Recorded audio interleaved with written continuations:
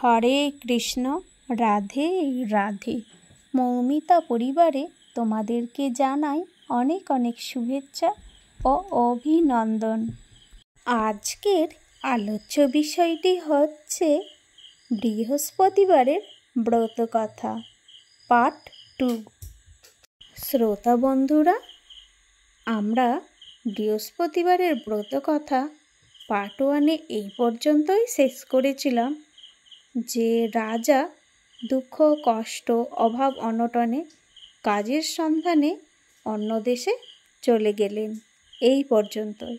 এরপর থেকে তোমরা সকলেই মনোযোগ সহকারে শ্রবণ করো, তোমাদের অনেক ভালো লাগবে। রাজ্য ছেড়ে চলে গেলেন রাজা বহু দূরে। সেখানে কাঠুরেদের সঙ্গে কাঠ কেটে নিয়ে আসতে লাগলেন, আর শহরে সেইগুলো বিক্রি করে যা পেতেন তাই নিয়ে কোনোক্রমে জীবনযাপন কাটাতেন। এদিকে রানী অন্তঃপুরের দুঃখের জ্বালায় জ্বলতে লাগল। সব দাস দাসীরা অন্তঃপুর ছেড়ে চলে গেল। শুধুমাত্র রানীর প্রিয় দাসীটি রইল রানীর কাছে। রানী যেদিন কোনো কিছু জোগাড় করতে পারত না, সেদিন দুজনে ভাগ করে খেত, আর যেদিন কিছু পেত না সেই দিন উপোসে থাকত। কোনো দিন আবার তাদের জল খেয়েই দিন কাটতে লাগলো। অবশেষে এমন অবস্থা হলো যে রানীর শুধু 7 দিন জল ছাড়া আর কিছুই জুটল না। ক্ষুধার জ্বালায় তারা ছটফট করতে লাগলো। অবশেষে ক্ষুধার জ্বালা সহ্য করতে না পেরে রানী বলল, পাশের রাজ্যে আমার বোন থাকে। সে প্রচুর ধনবতী, তার অনেক ধন ঐশ্বর্যও আছে। তুই তার কাছে এক্ষুনি যা, আর কিছু ডাল চাল নিয়ে আয়, তাতে কিছুদিন অন্তত চলবে তো। রানীর কথা মতো দাসী ছুটে গেল রানীর বোনের কাছে। রানীর বোন সেই সময় বৃহস্পতিবারের ব্রত পূজা করছিল। দাসী তার কাছে চাল ডাল চাইছিল, কিন্তু রানীর বোন কোনো উত্তরই দিল না। দাসী বারবার চাইছিল, কিন্তু রানীর বোন কোনো কিছুই বলল না, কারণ সেই সময়ে রানীর বোন বৃহস্পতিবারের ব্রত কথা শ্রবণ করছিল। রানীর বোন কোনো উত্তরই দিল না দেখে দাসী অনেক দুঃখিত হলো। সে রাগ করে ফিরে এলো রানীর কাছে। রানীর কাছে এসে বলল দাসী, রানীমা, আপনার বোন খুবই অহংকারী। সে গরিব মানুষদের সঙ্গে কথাই বলল না।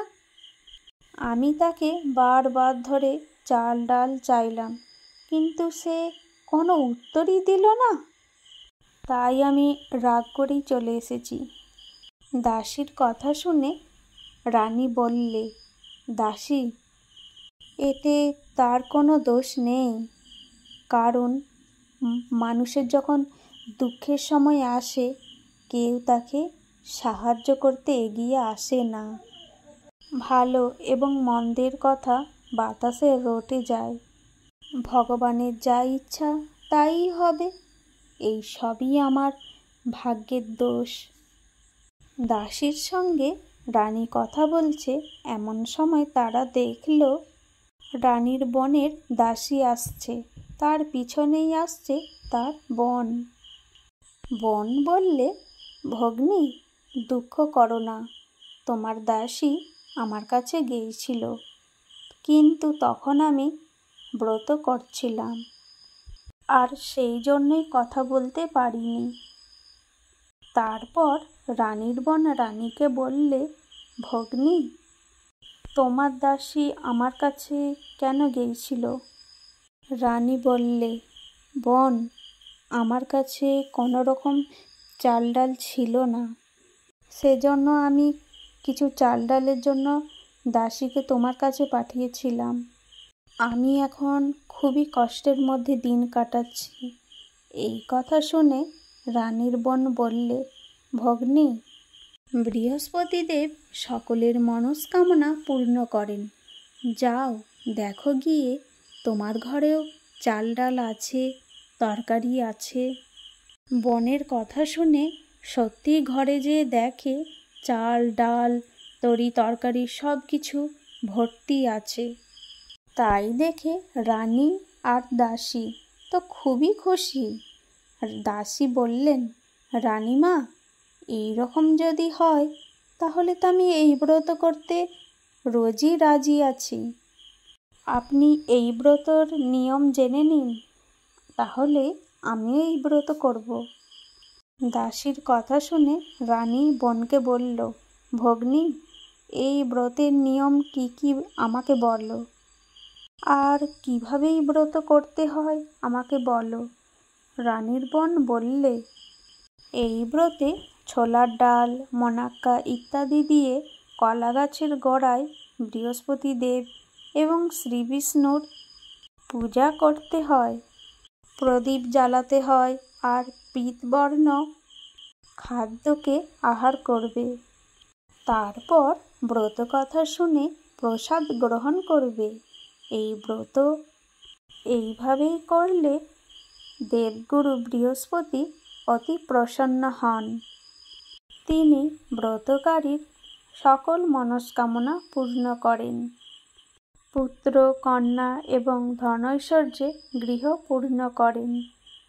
বনের কথা শুনে রানী আর দাসীর এই ব্রত করার ইচ্ছা জাগে, আর প্রতি বৃহস্পতিবারে এই ব্রত করতে লাগলো।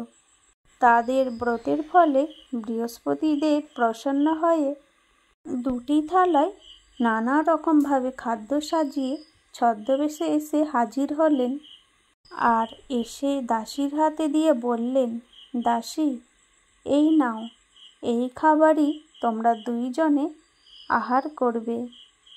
রানী অবাক হয়ে বললেন, দাসী, এই খাবার তোকে কে দিয়েছেন? দাসী তখন বললেন, এই খাবার আমাকে একজন সন্ন্যাসী দিয়ে গেছেন। রানী বললে, তোকে দিয়ে গেছে, তুই খা। দাসী বললেন, রানীমা, আমাদের দুজনকেই এই খাবার আহার করতে বলেছেন, সেই জন্য আমি আর আপনি দুইজনেই এই খাবার আহার করব। তখন রানী আর দাসী দুইজনেই ভগবানকে প্রণাম জানিয়ে আহার গ্রহণ করলেন, আর প্রত্যেক বৃহস্পতিবারে বিষ্ণু পূজা এবং বৃহস্পতিবারের ব্রত করতে লাগলো। আজকের এই ভিডিওটি এই পর্যন্তই থাকলো। সকলেই ভালো থেকো, সুস্থ থেকো, আর প্রেম সে বলো রাধে রাধে।